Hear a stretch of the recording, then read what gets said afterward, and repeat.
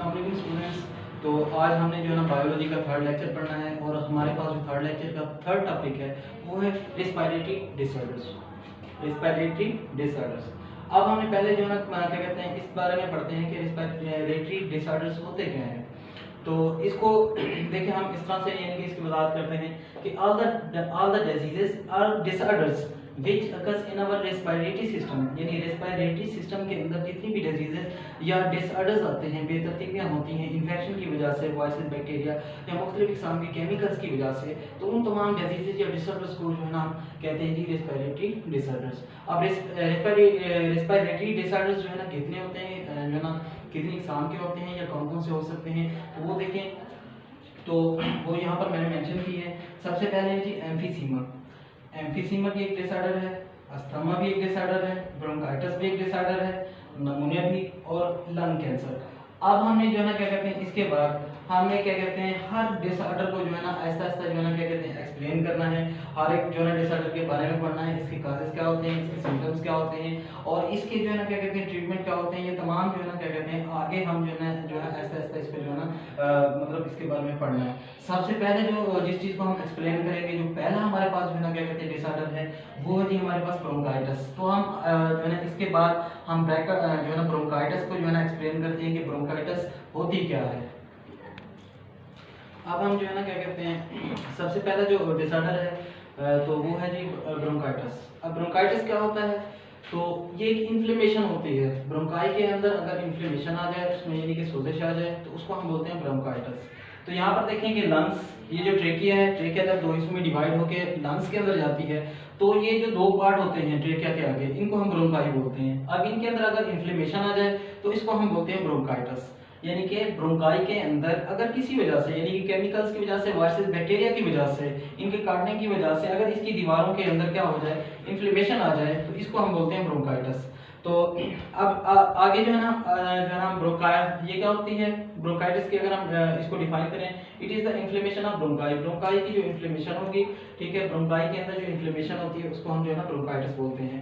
आगे जो है ना ब्रोंकाइटिस की जो है ना दो टाइप्स होती हैं। एक वो टाइप या मतलब कि अगर ये ब्रोंकाइटिस थोड़े अरसे के लिए रहे तो उसे हम बोलते हैं एक्यूट ब्रोंकाई। एक्यूट ब्रोंकाइटिस क्या होती है कि it is last for 2 weeks. ये दो वीक से लेके 1 मंथ तक जो है ना रह सकती है। अगर ये बीमारी जो है ना कम अरसे के लिए रहे तो हम इसे बोलते हैं एक्यूट ब्रोंकाइटिस, ठीक है। ये थोड़े अरसे के लिए रहने वाली होती है और इसका जो है ना क्या कहते हैं जल्द से जल्द जो है ना क्या कहते हैं ये जल्द से जल्द ठीक हो जाती है। मतलब डॉक्टर के पास जाएं, मेडिसिन लें और जो है ना क्या कहते हैं, तो ये क्या होती है जल्द से जल्द जो है ना इससे बना सेहतयाब हो जाता है। और इसकी सेकेंड जो टाइप है वो है जी क्रोनिक ब्रोंकाइटिस। क्रोनिक ब्रोंकाइटिस जो होती है, अगर आप क्या करें एक्यूट जो ब्रोंकाइटिस है इसका लंबे अरसे तक यानी 1 साल या 6 माह तक अगर आप इसका इलाज नहीं कराते तो एक्यूट जो है कोरोना के अंदर जो है ना कन्वर्ट हो जाती है। तो कोरोना जो है ना वो क्रोनिक ब्रोंकाइटिस जो है ये तकरीबन 1 साल से लेके 3 साल के अरसे तक जो है ना ये आपके अंदर मौजूद रहती है। तो जैसे ही एक्यूट मतलब हो तो उसका जो है ना जल्द से जल्द जो है ना इलाज करा लेना चाहिए।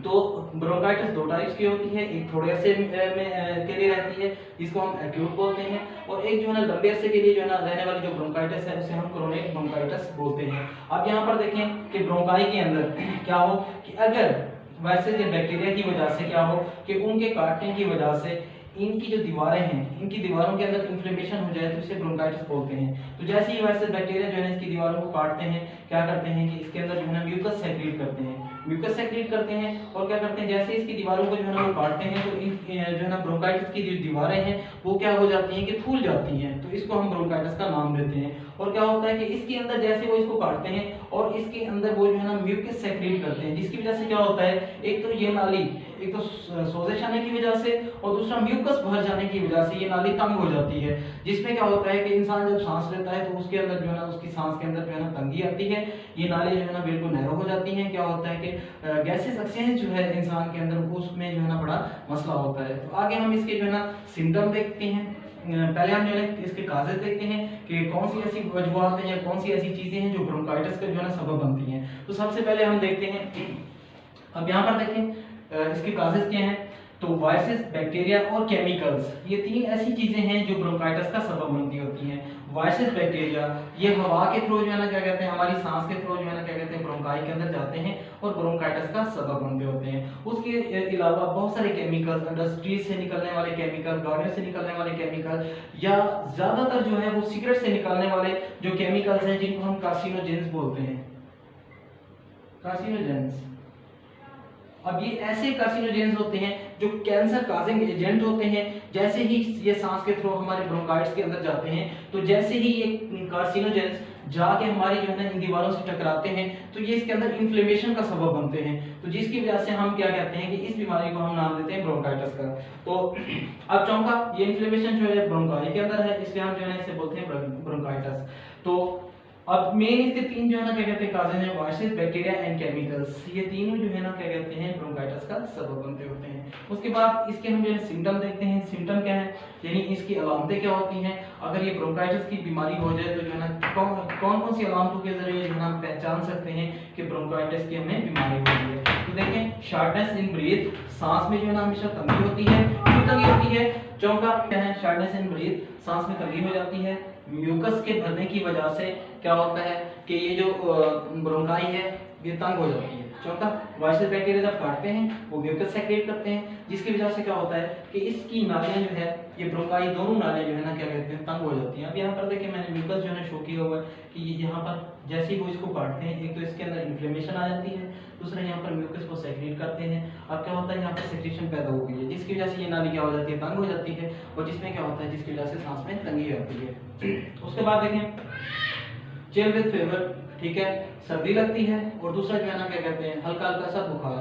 अगर हल्का हल्का सा बुखार और सर्दी लगने लग जाए, उसके बाद सांस में भी तंगी हो, उसके बाद क्या होता है खांसी कराना, ठीक है। चौथा, गैसों का तबादला सही तरीके ब्रोंकाई के अंदर हो नहीं सकता, और क्या होता है कि यहाँ पर जो सेक्रेशन है म्यूकस है वो बलगम की सूरत में जो है ना क्या कहते हैं बलगम की सूरत में जो है ना वो हमारे माउथ से जो है ना निकलता होता है। तो क्या होता है कि जैसे ही यहाँ पर गैसों का तबादला हो नहीं सकता, तो उसके नतीजे में क्या होता है, ये जैसे ही वायरस बैक्टीरिया यहाँ पर क्या करते हैं काटते हैं, तो उसकी वजह से क्या होता है कि हमें खांसी आती है, ठीक है। तो आज का ये जो हमारा जो है ना टॉपिक एंड हुआ।